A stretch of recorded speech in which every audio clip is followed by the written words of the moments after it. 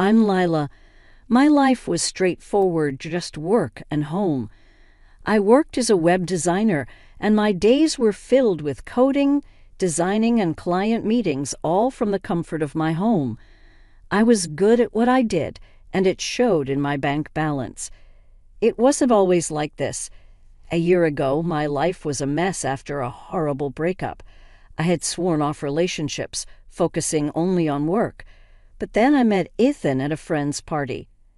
Ethan came up to me with a simple hi. "Ethan, you're Lila, right?" His voice was calm and steady, no errors, no pretense. "Yes, that's me," I replied, taking in his casual attire and easygoing smile. We talked about everything that evening, from movies to our hobbies. He mentioned he worked in sales and seemed to enjoy his job. "You must love what you do," he commented after I explained my work. "I do," I smiled. "It's more than just a job for me." He nodded, and we continued chatting for what felt like hours. By the end of the evening, we had exchanged numbers. It wasn't long before our casual chats turned into dates, and our dates turned into serious discussions about our future together. Ethan was different from the men I'd known. He was kind, attentive, and seemed genuinely interested in my life. I remember our third date distinctly. We were sitting in a small cafe, and he handed me a bouquet of flowers. "For you," he said simply. "Oh, Ethan, they're lovely," I replied, taken aback by the gesture. "I thought they'd make you smile," he grinned. We dated for a few months, and everything felt perfect, so when Ethan proposed, I didn't hesitate. We had a simple wedding and moved in together. My house, spacious and filled with the memories of my single life, now echoed with our shared laughter. However, things took a turn when Ethan came home one day looking distressed. "I lost my job, Lila," he began, avoiding my gaze. I was stunned but tried to be understanding. "It's okay, Ethan, we'll manage. You'll find another job soon," I reassured him. He looked relieved. "Thank you for understanding. I promise I'll make this right." I believed him, truly I did, but as days turned into weeks and weeks into months, with Ethan not working and his job interviews leading nowhere, my patience began to wear thin. As the days went by, my trust in Ethan waned, replaced by an unsettling anxiety. Our financial situation was still stable thanks to my job, but Ethan's attitude towards employment became increasingly lackadaisical. One evening, I overheard him talking on the phone. "Yes, Mom, I'm taking care of everything. Lila's just doing her little web designing thing, but I'm handling the big stuff." That conversation irked me. Was he implying that he was the primary earner? A week later, his sister Elsie dropped by for a visit. She and I never really got along. Our beliefs and lifestyles were polar opposites. She had chosen a life completely centered around her home and husband, a choice I respected but couldn't understand. The moment she walked in, she started inspecting the place. "Lila, don't you ever dust around here?" she commented, running her finger along a shelf. "We've both been busy, Elsie," I said, trying to remain calm. She smirked. "Well, maybe if you focused less on work and more on your home, Elsie," Ethan quickly interjected, trying to mediate. Elsie raised an eyebrow. "Oh, I know you're taking care of everything, Ethan. I just feel bad you married someone who can't even keep a house tidy." I was fuming. "Elsie, it's not just my job to keep the house clean. Ethan lives here too." Ethan glanced at me, then at his sister, a silent plea in his eyes. "Let's not discuss this here," he said softly. Elsie smirked. "Of course, wouldn't want to make things uncomfortable. But remember, Ethan, a man's role is to provide." I was left seething as Elsie sauntered out, leaving a trail of tension in her wake. Later that evening, I tried talking to Ethan. "Why does Elsie think you're the main provider? Why is she under the impression that I'm just sitting around doing nothing?" Ethan looked uncomfortable. "Look, Lila, I might have mentioned to her that I'm handling a lot of things." I didn't want her or Mom thinking less of me because I'm not working. That doesn't give you the right to belittle my contribution, Ethan. We're supposed to be a team, I replied, frustration evident in my voice. Ethan sighed. I'm sorry, Lila. I'll clear things up with Elsie and Mom. Please give me some time. The days that followed were full of tension. Every morning as I settled into my home office, the same nagging thought kept bothering me. Was Ethan being truthful? How much more was he keeping from me? It was one evening as I sat down to pay some bills that I noticed something off. A hefty amount had been transferred monthly from our joint account to an unfamiliar one. Curiosity piqued, I decided to dig deeper. I approached Ethan as he lounged on the couch. Hey, I noticed some transfers from our account. Do you know anything about it? Ethan looked up, startled. Oh, yeah. That's just some money I've been sending to Mom to help her out. I raised an eyebrow. Help her out with what? And why didn't you tell me? He hesitated. Well, she has some expenses, and since I'm not working, I thought I'd support her with our savings.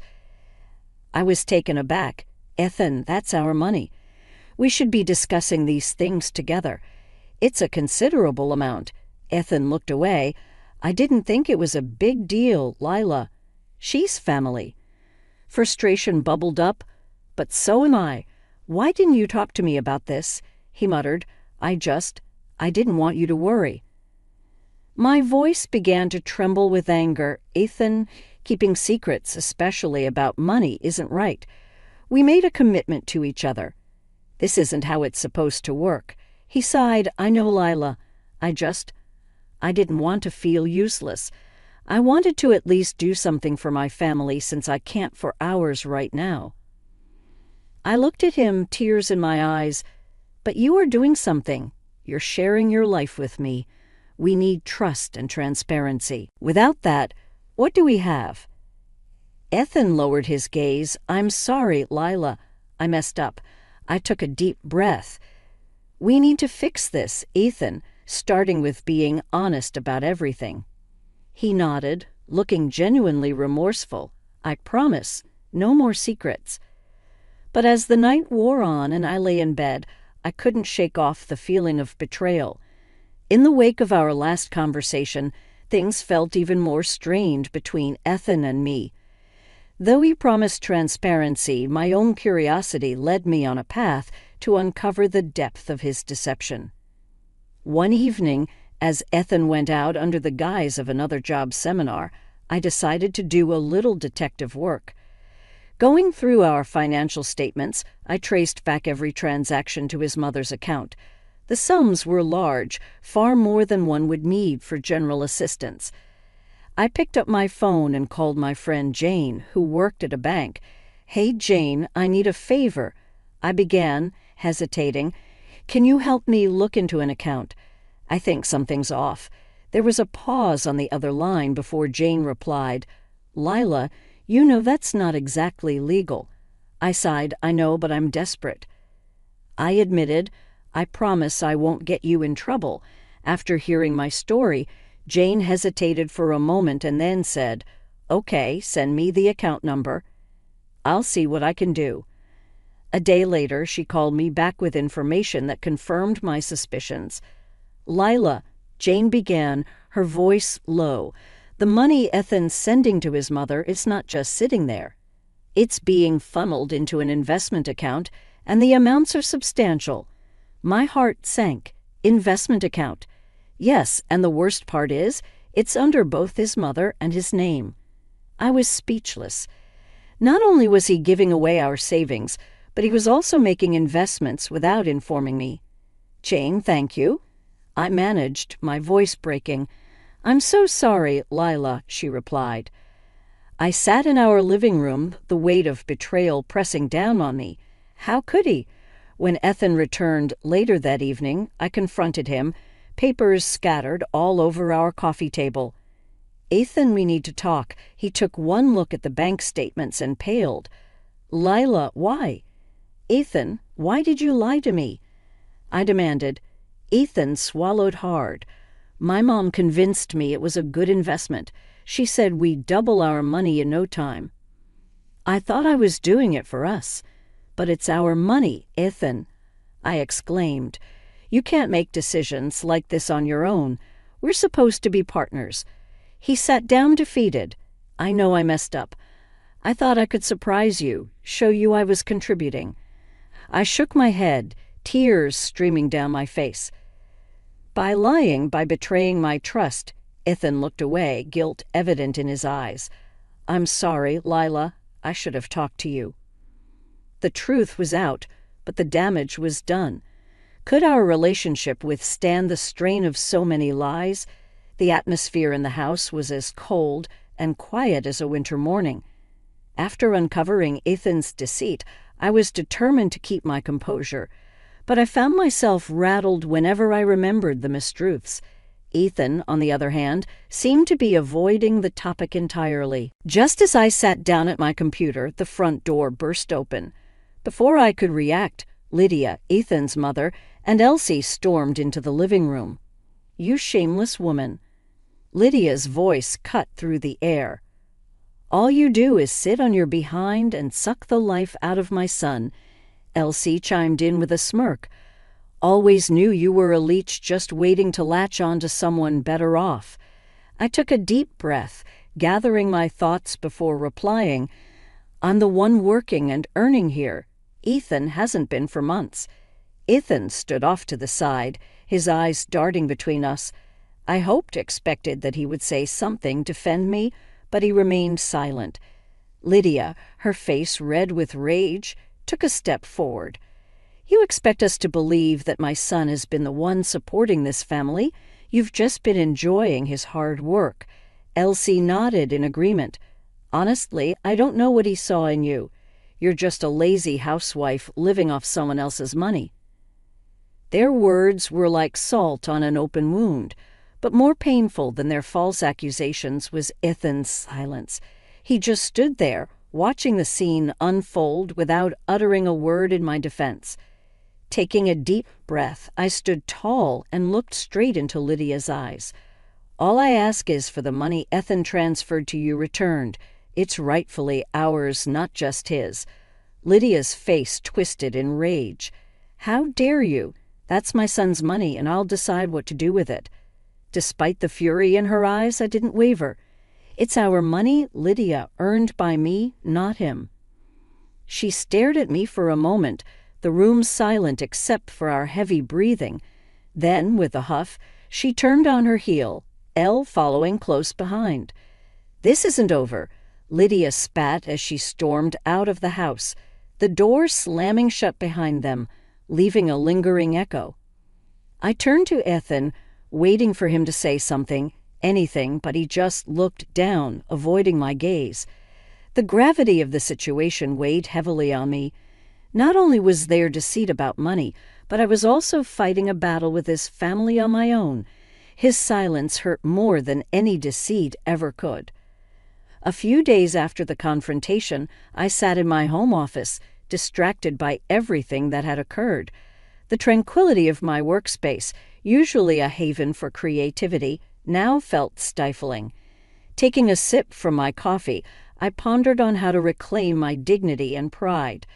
The first step was clear. I accessed my online bank, scrutinizing every transaction, noting down each suspicious transfer.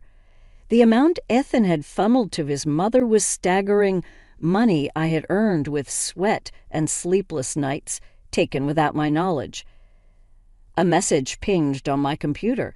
It was from Lucy, a friend since college and also a brilliant lawyer.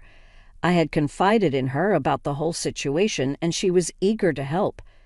Hey, I've looked into your situation. Let's meet for lunch, her message read. We met at a quiet bistro away from prying eyes. So Lucy began stirring her iced tea. I've been doing some digging, and I think we have a solid case here. It's about time we put Ethan and his family in their place. I nodded, taking a deep breath. I just want what's rightfully mine, Lucy. I can't let them get away with this. Lucy's eyes gleamed with determination. Trust me, they won't. Weeks turned into a whirlwind of paperwork, meetings, and strategy sessions. Lucy and I, along with the team she put together, found evidence not only of Ethan's deceit, but also questionable transactions involving Lydia's accounts. It was a spider web of lies and deceit, with Ethan and Lydia at its center. One evening, after another exhausting session, Lucy looked at me and said, "It's time. Let's serve them the papers." The next morning, Lucy and I drove to Lydia's place. Ethan's car was parked outside. Perfect. We rang the bell, and Elsie answered, her face a mask of fake surprise. "Oh, it's you," she sneered. "We're not here for games," I said coldly. "Is Ethan here?" Before Elsie could reply, Ethan emerged from the living room. His confident smirk vanished as Lucy handed him an envelope. "You're being sued," she said crisply, "for fraud and theft. I'd advise you to get a lawyer." His face paled. "This is ridiculous," he exclaimed. "No, what's ridiculous is you stealing from your wife and lying about it," I retorted. Lydia appeared at the door, her eyes scanning the scene. "What's going on here?" "You might want to read this too," Lucy said, handing her another envelope. As Lydia read the documents, her face went from smug to horrified. "You can't do this," I stood tall, all the pain and humiliation fueling my resolve. "I can and I am. See you in court." Walking away from that house with Lucy by my side, I felt a weight lifted. It wasn't about revenge, it was about justice. It was about standing up for myself when others tried to push me down. It was about reclaiming my power, and it was served cold. As the days drew closer to our court date, I braced myself for the inevitable backlash. I knew Lydia and Ethan wouldn't go down without a fight, and while I was emotionally ready, I didn't expect them to bring the battle right to my doorstep. It was a chilly evening when my doorbell rang. Peering through the peephole, I saw them, Lydia, Elsie, and Ethan, their faces a cocktail of anger and determination. Taking a deep breath, I opened the door. "Thought you'd ambush us with that lawsuit, did you?" Lydia spat, taking a step inside. Ethan and Elsie trailed behind her, blocking the exit. "Calm down, Lydia. This isn't a good look for you," I replied evenly. "You think you can just humiliate us in public, drag our name through the mud?" Elsie snapped, her voice dripping with contempt. "It's simple," I replied coolly. "Return the money and this ends." Ethan, who had been silent till now, looked at me with a mix of frustration and sadness. "Is this how you want things to end? By suing your own family?" "Family," I echoed, my voice icy. "A family doesn't steal from each other. A family doesn't lie and degrade one another." He sighed. "I made a mistake, but taking us to court, that's extreme." "It's justice," I responded, "and I'm not dropping the case." Lydia, crimson with rage, glared at me. "We won't let you tarnish our reputation. You're going to regret this." "Is that a threat?" I countered. "Everything I've done is legal." "Can you say the same?" "Enough?" Ethan shouted. "This is getting us nowhere." I fixed him with a steely gaze. "You're right. It's clear where we all stand now." "I suggest you leave," Elsie sneered. "You may have gotten the upper hand now, but remember, the courts haven't decided anything yet." "We'll see," I replied confidently. As they left, the tension in the room was palpable, but I stood my ground. They had come to intimidate, to make me doubt my course, but it had the opposite effect. Their visit only solidified my decision. There was no turning back now, and whatever the outcome, I was ready. The day of the court hearing arrived quicker than I anticipated. As I entered the building, my heels clicked sharply against the marble floor, echoing the resolute beat of my heart. There was a thrill of anticipation in the air, and I could feel eyes on me, but I remained focused, my gaze unwavering. Sitting across the room, Lydia, Elsie, and Ethan whispered among themselves, casting furtive glances in my direction. Ethan looked especially worn out, his earlier confidence replaced by clear anxiety. Lydia, on the other hand, wore a mask of defense, while Elsie's face was set in a frown, her eyes hard and calculating. The room fell silent as the judge entered, taking her place at the bench. "We are gathered here today to discuss the matter of financial fraud and theft," she began. "Present your case." My lawyer stepped forward, presenting the evidence of the unauthorized transfers and Ethan's deception. The paper trail was undeniable, every detail meticulously recorded. The judge frequently glanced up from the documents, looking first at Ethan and then at me. Ethan's lawyer made a valiant attempt to argue that the money was gifted willingly, but the evidence against them was insurmountable. When Lydia was called to the stand, her arrogance was palpable.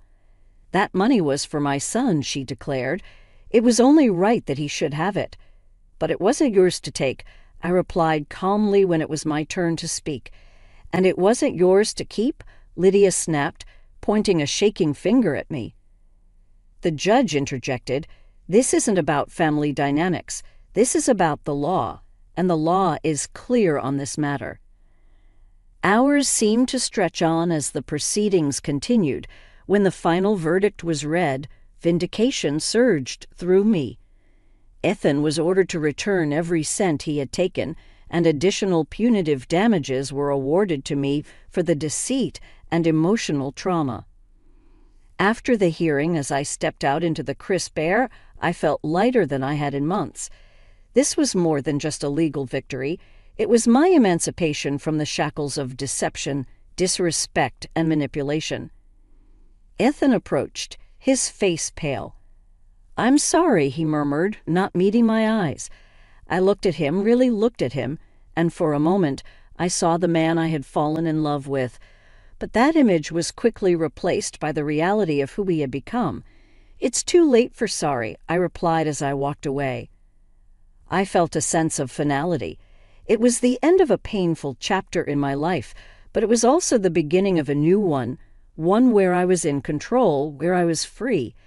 That evening, as I sat in my home, the silence was soothing. There were no more whispers, no more deceit, no more games. I had reclaimed my life, my dignity, and my peace, and as the sun set, casting a warm golden hue across the room, I knew that tomorrow would be a new day full of promise and endless possibilities.